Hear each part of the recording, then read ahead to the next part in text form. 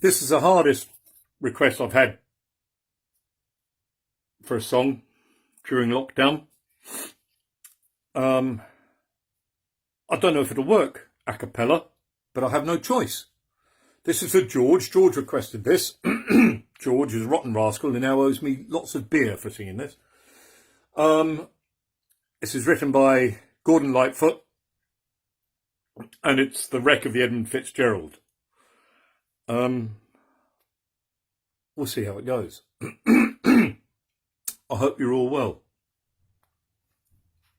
I have to read this. There's millions of words, and I'm not exaggerating. It's a brilliant song. If you don't know it, go and listen to it. If you do know it, go and re-listen to it, because it's fabulous. The legend lives on from the Chippewa on down, the big lake they call Gitchigumi.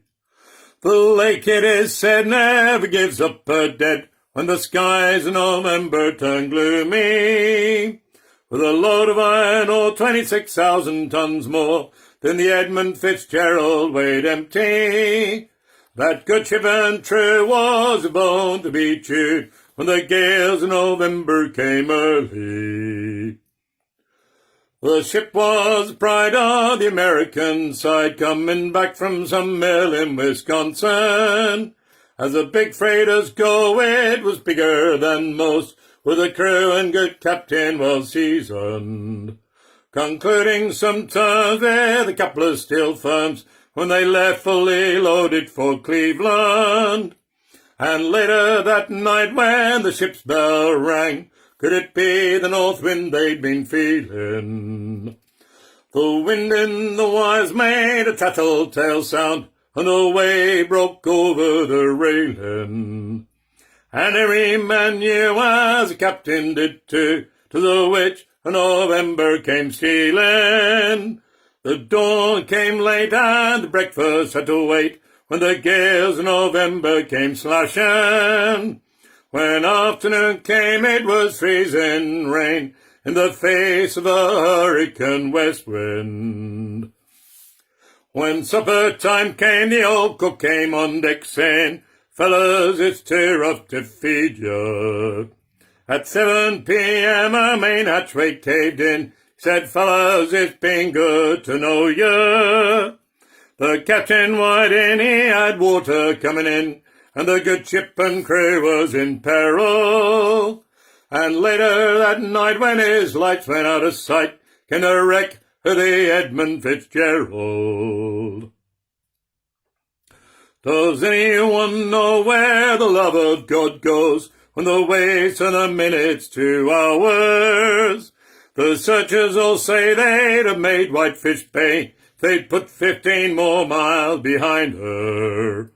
They might have split up or they might have capsized, they may have broke deep and took water. And all that remains is the faces and the names of the wives and the sons and the daughters.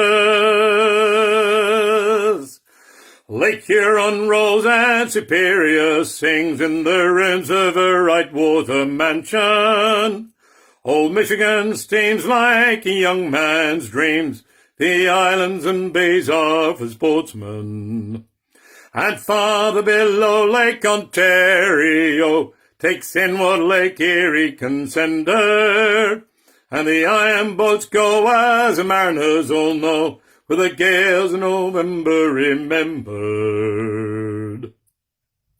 In a musty old hole in Detroit they prayed, in the Maritime Theatre's cathedral.